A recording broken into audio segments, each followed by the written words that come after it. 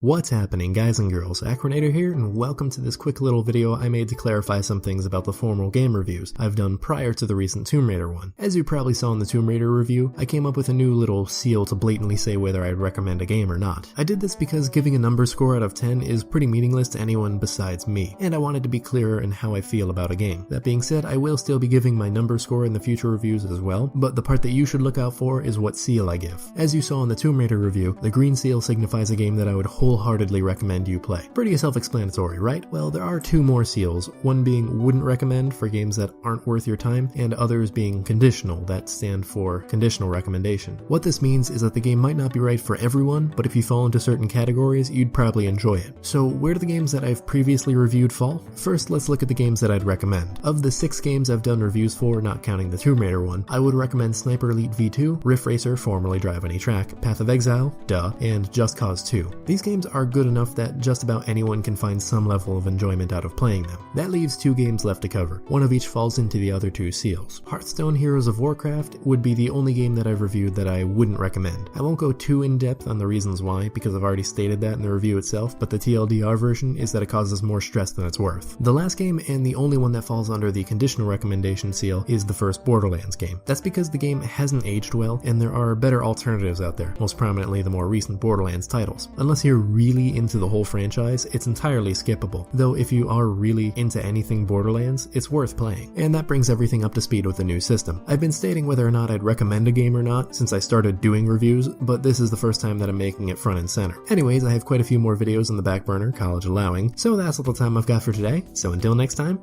don't die.